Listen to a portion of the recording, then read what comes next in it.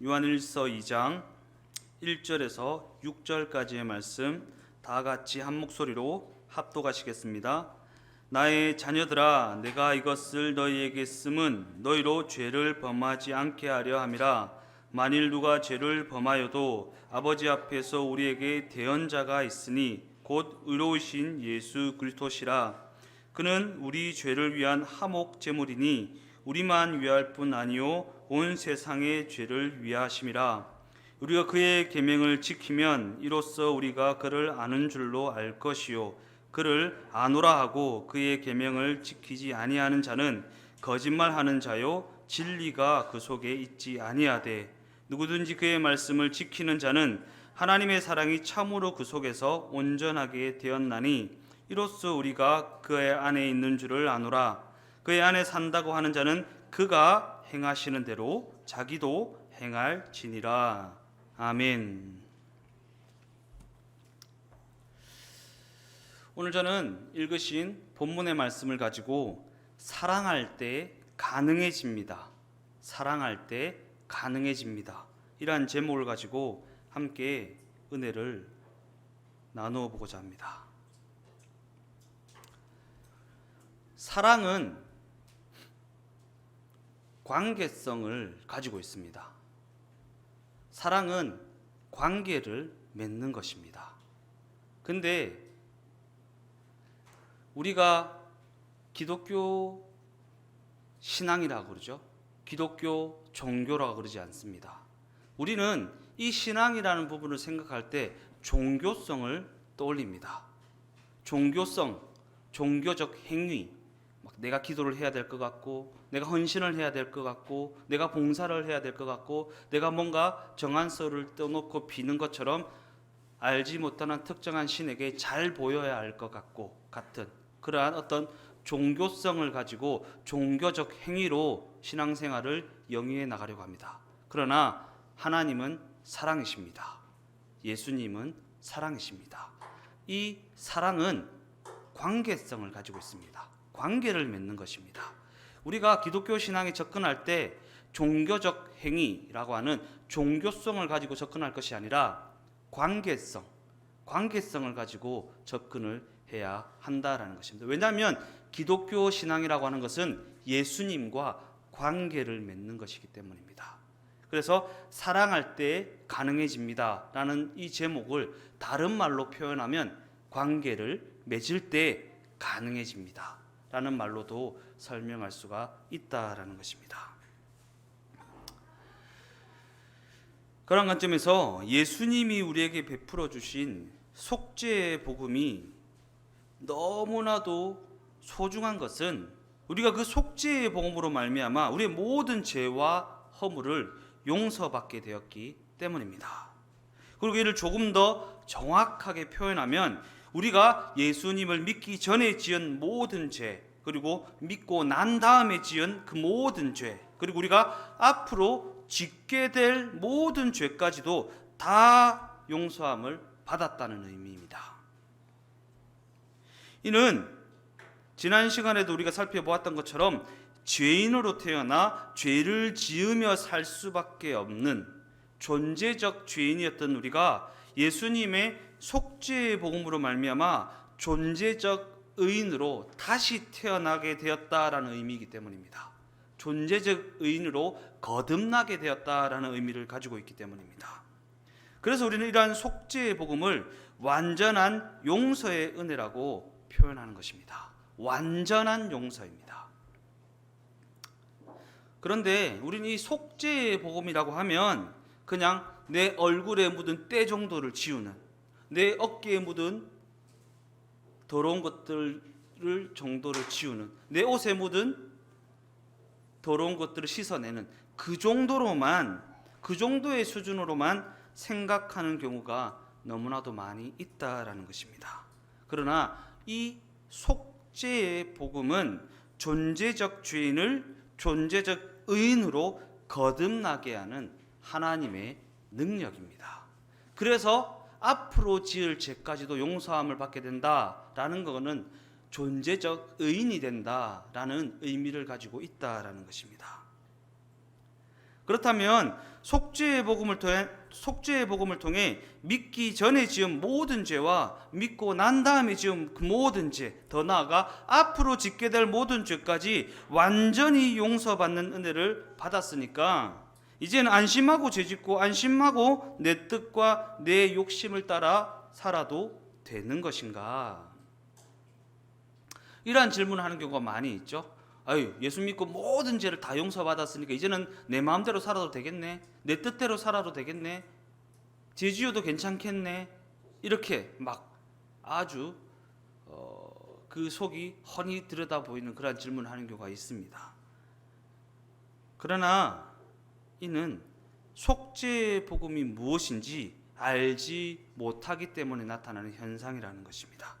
분명한 사실은 죄인으로 태어나 죄를 지으며 살 수밖에 없는 존재적 죄인이었던 우리가 그 속죄의 복음으로 말미암아 존재적 의인으로 다시 태어나게 되었다라는 사실입니다. 그러기에 우리에게 허락하신 속죄의 복음은 안심하고 죄짓고 안심하고 내 뜻과 내 욕심을 따라 살아도 된다라는 의미를 주는 것이 아니라 이제는 존재적 의인이 되었다라는 그 믿음으로 말미암아 그에 합당한 삶을 살아가게 하는 능력이 된다는 사실을 알아야 한다는 것입니다. 속죄의 복음은 그에 합당한 삶을 살게 하는 하나님의 능력이기 때문입니다. 그래서 로마서 1장 17절 하반절 말씀은 이렇게 기록합니다. 기록된 바 오직 의인은 믿음으로 말미암아 살리라 함과 같으니라. 존재적 의인이 되었다라는 믿음으로 말미암아 그에 합당한 삶을 살 수 있게 되어진다라는 것입니다. 우리 모두는 죄로 말미암아 주님과 단절된 삶을 살아가게 되었습니다. 그 죄 때문에 하나님과의 관계가 깨어지고 하나님과 소통할 수 없는 그러한 존재가 되어서 살 수밖에 없는 그러한 존재가 되어버렸다라는 것입니다. 그러나 예수님께서는 십자가를 통해 단절된 그 관계를 다시 회복시키셨고 예수님께서 그 관계를 회복시키시기 위해 십자가까지 지시면서 죽음과 사망을 감당하신 것은 우리 모두가 예수님과 동행하는 삶을 살게 되기를, 그 능력으로 말미암아 살게 되기를 너무나도 원하셨기 때문입니다. 제가 계속해서 강조하는 것은 십자가의 목적은 함께 하시기 위함이다라는 거예요. 예수님과 함께 있는 게 능력이 되고 예수님과 동행하는 삶을 살아가는 게 근본적인 구원의 모습이라는 것입니다. 그러기에 우리에게 십자가 대속의 은혜를 허락하신 것은 관계의 회복을 위함이라는 것이고 근본적인 능력이라고 할 수 있는 예수님과 동행하는 삶을 주시기 위함이라는 것입니다. 그래서 오늘 본문 1절 말씀은 이렇게 기록합니다. 자녀들아, 나의 자녀들아, 내가 이것을 너희에게 쓰면 너희로 죄를 범하지 않게 하려 함이라. 만일 누가 죄를 범하여도 아버지 앞에서 우리에게 대언자가 있으니 곧 의로이신 예수 그리스도시라.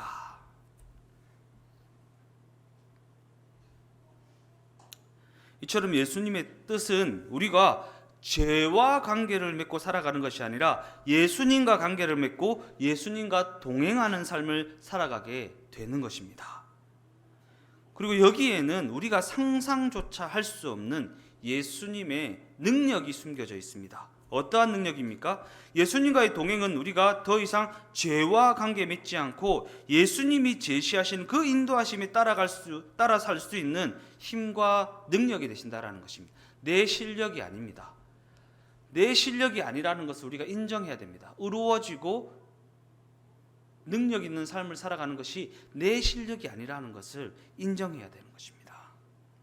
더 나아가 우리 안에 예수님의 인도하심에 내 삶을 맞추고 싶은 그러한 마음이 있다는 것은 힘과 능력이 되시는 예수님이 동행하고 계시다라는 증거입니다. 예수님의 뜻에 내 삶을 맞추고 싶은 거룩한 욕구가 일어난다는 것을 예수님이 동행하고 계시다라는 증거라는 것입니다. 예수님이 동행하지 않으면 그러한 욕구가 일어날 수 없기 때문입니다. 그 10년 가운데 예수님이 동행하고 계시기 때문에 그 마음 가운데 그러한 거룩한 욕구가 일어나게 된다라는 것입니다. 그러나 그럼에도 불구하고 죄의 습관을 가진 우리 육신은 계속해서 죄를 향하게 되고 육신의 그 소욕으로 말미암아 끊임없이 유혹을 받으며 그렇게 살아가게 되는 것입니다. 그러나 예수님께서는 이렇게 연약한 우리 모두를 위해 다시 깨끗함을 받고 다시 그 인도하심의 삶을 맞출 수 있도록 우리에게 완전한 용서의 은혜라고 하는 힘과 능력이 되어 주시는 것입니다. 하나님 앞에 대언자가 있다고 했잖아요. 대언자가. 믿음은 종교성을 가지는 게 아니라 관계성을 가진다고 했잖아요. 예수님이 우리의 대언자가 되어 주신다고 했잖아요. 우리가 죄 가운데 노출되어서 죄를 짓게 되면 예수님이 대언자가 되어서 아버지 쟤 내가 아는 애예요. 통과 이렇게 해주시는 거예요. 내가 완전해지는 것이 아니라 나와 관계 맺고 있는 예수님이 아버지 쟤 내가 아는 거예요. 아는 애예요. 아는 애. 괜찮아요? 이렇게 아는. 그래서 예수님과 관계성을 가지는 거고 관계를 맺는 거고 예수님을 아는 자가 되는 것, 이게 믿는 것입니다.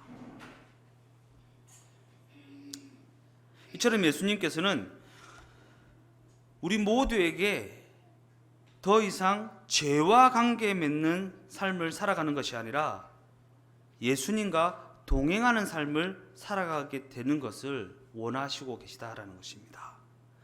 그럼에도 우리는 연약한 육신을 가지고 살아가고 있기 때문에 그의 뜻대로 살고 싶어도 삶의 순간순간 육신의 생각에 따라 선택하게 되고 그 선택은 예수님과의 관계에 문제를 야기하게 되고 예수님과의 관계에 문제가 생기게 되면 예수님의 뜻과는 멀어진 인생이 되어서 그 뜻과 상관없는 인생이 되어버리고 마는 것입니다. 그러니까 우리의 육신의 생각대로 선택하며 우리가 살아왔잖아요. 거의 우리 인생의 90% 이상을 내 육신의 생각에 따라 내 뜻에 따라 내 욕구에 따라 선택하면서 살아왔는데 그 선택이 얼마나 큰 문제를 야기하고 그 문제로 말미암아 어떠한 결과를 얻게 되는지를 알게 되면 내 육신의 생각을 따라가는 것이 얼마나 위험천만하고 얼마나 어리석은 것인지를 알 수가 있다라는 것입니다. 그러나 그럼에도 불구하고 사랑으로 충만하신 예수님께서는 이 때문에 끊임없이 우리를 용서하시고 그로 말미암아 우리가 다시 시작할 수 있도록 다시 예수님을 붙잡을 수 있도록 다시 예수님 앞에 나아올 수 있도록 속죄의 복음을 허락해 주셨다라는 사실입니다. 그런 관점에서 우리 안에 예수님과 동행하고 싶고 그의 말씀에 순종하고 싶은 그 말씀의 기준에 내 삶을 맞추어 나가고 싶은 거룩한 열망이 있다는 것은 믿음을 가진 자들에게 나타나는 곧 예수님을 아는 자들에게 나타나는 놀라운 변화의 모습이라는 것입니다. 그러나 그럼에도 불구하고 우리가 죄의 유혹을 따르지 않고 그 삶을 예수님의 뜻대로 맞추어 나가는 것은 예수님의 뜻대로 살아내는 것은 내 힘과 내 실력이 아닌 예수님의 힘과 예수님의 능력으로만 가능하다는 것을 우리는 잊어서는 안 되는 것입니다. 그래서 예수님께서는 죄 짓지 마라고 말씀하시는 것이 아니라 죄 짓지 않을 수 있도록 우리와 동행하시는 은혜를 베풀어 주셨다라는 것입니다. 더 나아가 혹시 우리가 그 과정 가운데서 혹시 실수하고 혹시 실패하더라도 다시 일어설 수 있도록 또다시 용서하시는 속죄의 복음을 허락해 주신 것입니다. 그러나 중요한 사실은 이러한 완전한 용서의 은혜는 더 이상 죄와 관계 맺지 않고 오직 예수님과만 관계 맺겠다고 하는 결단이 있는 그 인생에게만 해당되는 그러한 은혜라는 사실입니다. 그러기에는 죄와 관계하는 것을 가볍게 여기고 예수님과의 관계를 소중히 여기지 않는 사람에게는 해당 사항이 없는 그러한 은혜라는 것입니다. 왜냐하면 기독교 신앙은 앞서 계속해서 말씀드리는 거지만 종교적 행위가 바탕하는 것이 아니라 관계성이 바탕하고 있기 때문입니다. 제가 몇 달 전에 설교할 때 그런 얘기 했잖아요. 여보, 내가 당신을 사랑해. 축구 다음으로. 이러면 아주 난리가 나겠죠. 당신 사랑한다니까 축구 다음으로. 하나님 사랑합니다. 저 사람 다음으로요. 내가 하고 싶은 거 다음으로요. 이게 관계성이 가지고 있는 아주 중요한 핵심이라는 것입니다. 최고가 되지 않으면 그 관계는 의미가 없는 것이 되어버리고 말기 때문입니다. 그러한 관점에서 우리가 십자가 대속의 은혜를 지식적으로만 알고 머리로만 알고 있으면 우리 영혼은 그로 인해 오히려 더 사망을 향해 가게 될 것입니다. 더 나아가 우리가 십자가 대속의 은혜를 예수님과의 친밀한 관계를 맺고 실제적인 사귐 속에서 누려야 하는 이유가 바로 여기에 있는 것입니다. 그냥 십자가 대속의 은혜를 예수님과의 관계를 생각하지 않고 그냥 죄를 씻는 도구로만 생각하는 경우가 얼마나 많이 있습니까? 그러니까 막 보혈의 피를 발라야 된다 그러고 막 그러지 않습니까?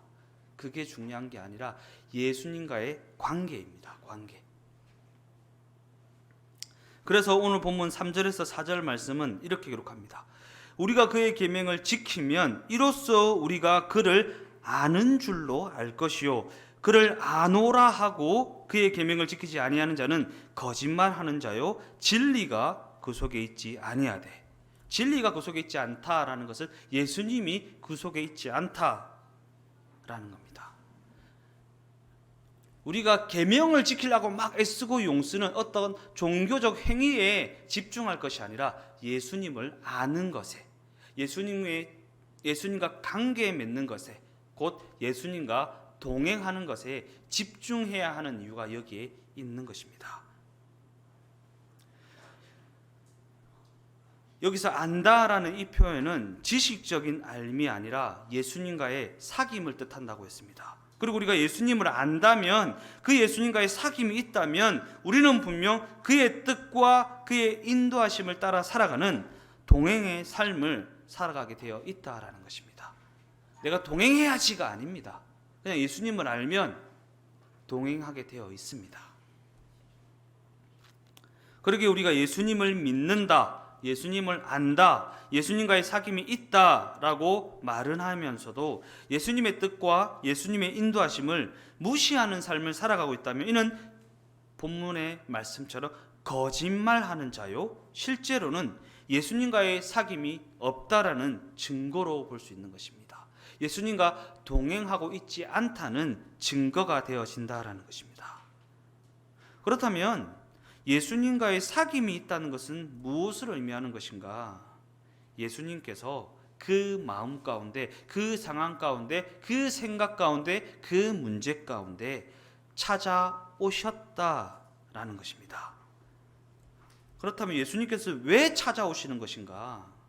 우리가 예수님을 막연하게 믿을 것이 아니라 우리 선조들처럼 그냥 정한수 떠놓고 알지 못하는 신에게 비는 것처럼 신앙을 가질 것이 아니라 실제적인 사귐이 있는 그러한 믿음을 갖게 하기 위함이라는 것입니다. 그리고 우리가 예수님께서 우리의 마음 가운데, 생각 가운데, 상황 가운데, 그 문제 가운데 찾아오셨다는 것을 진정으로 알고 진정으로 인정한다면 그 인생의 방향은 완전히 달라질 수밖에 없기 때문입니다. 본문 5절 말씀입니다. 누구든지 그의 말씀을 지키는 자는 하나님의 사랑이 참으로 그 속에서 온전하게 되었나니 이로써 우리가 그 안에 있는 줄을 아노라.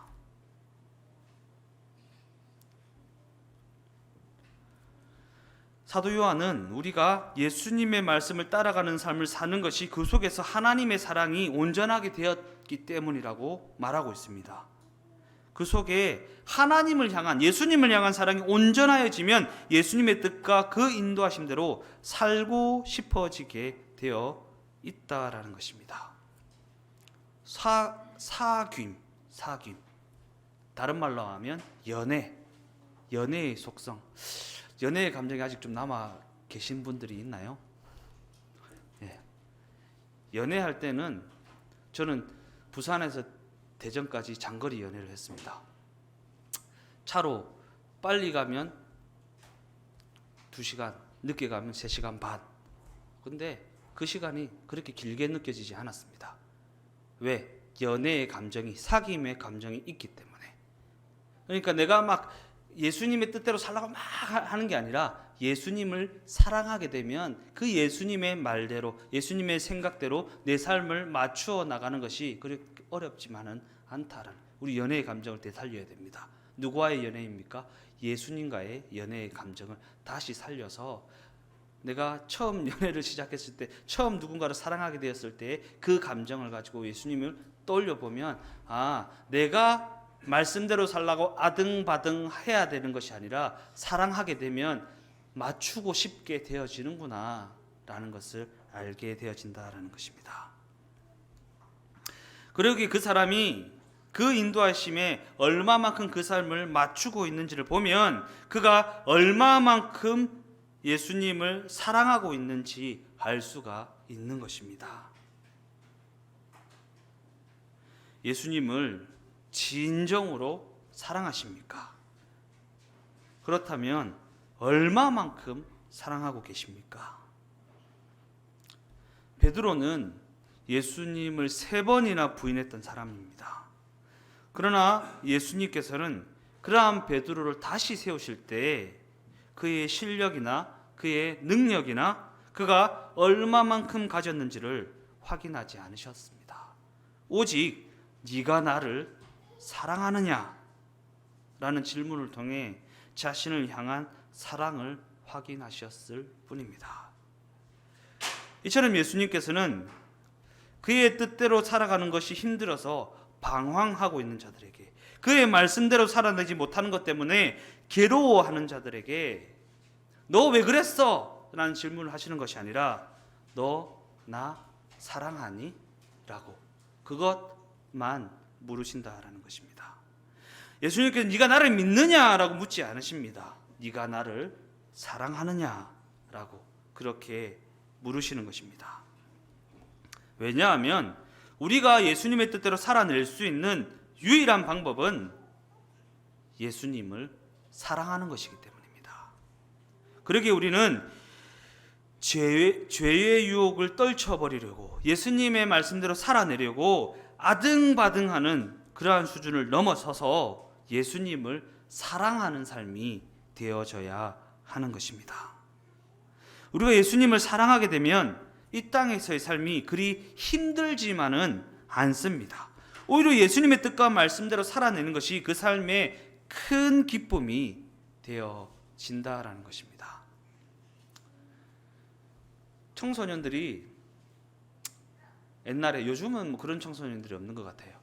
예전에 제 세대 때 청소년들이 막 이렇게 뭐 좋아하는 연예인들이 있으면 학을 접고 막 그러죠. 학을 접어가지고 뭐 이따만한 병에 막 채워가지고 막 보내고 막 그림을 그리기도 하고. 왜 그렇게 하는 것입니까? 그 사람 이걸 받았을 때 얼마나 기뻐할까? 그 사람이 이걸 받았을 때 얼마나 행복해할까라는 그것만으로도 행복하여서 그 고생을 사서 하더라는 것입니다. 사서 고생을 기쁨으로 감당하게 되더라는 것입니다. 우리가 예수님을 진정으로 사랑하게 되면 사서 고생, 이 세상이 볼 때 저 바보같이 왜 저래? 이렇게 하는 그 일도 우리가 기쁨으로 감당할 수 있는 것은 예수님을 사랑하기 때문에. 그래서 사랑할 때 가능해집니다 라는 것입니다. 그리고 이러한 모습이 바로 예수님과 사랑에 빠진 자들의 삶에 나타나는 변화의 모습이라는 것입니다. 그저 교회만 왔다 갔다 하고 예수님을 그저 믿어주는 수준이 아니라 예수님을 진정으로 사랑하여서 따라가는 그러한 인생으로 변화되어진다라는 것입니다.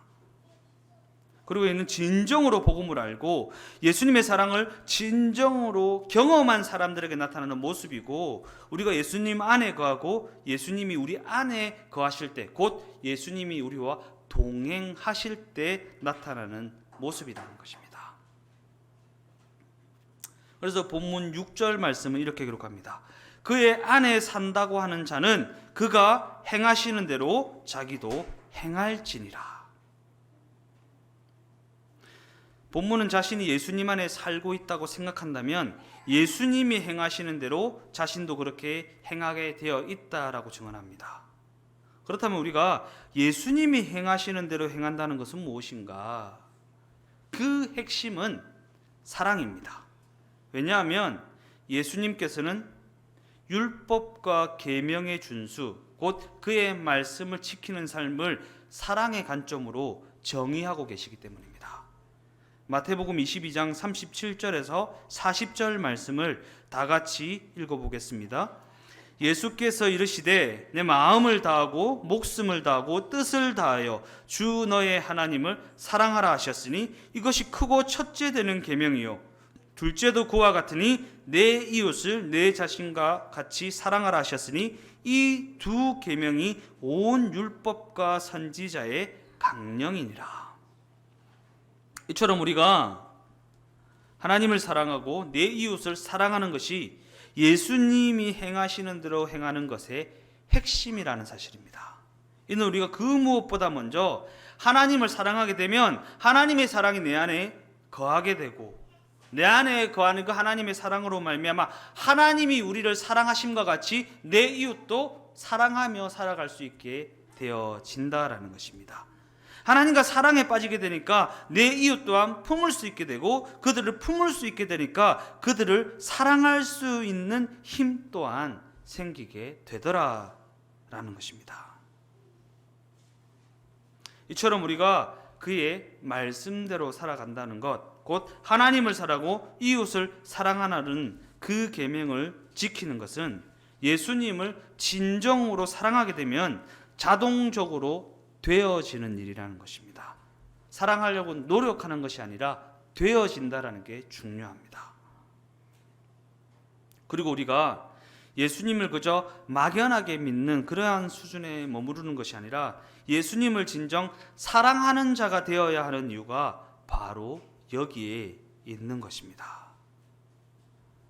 우리 모두의 삶이 이와 같이 예수님을 향한 사랑으로 충만하여서 그 사랑이 나타나는, 그 사랑이 흘러가는 축복된 삶이 다 되어지시기를 주님의 이름으로 축원드립니다.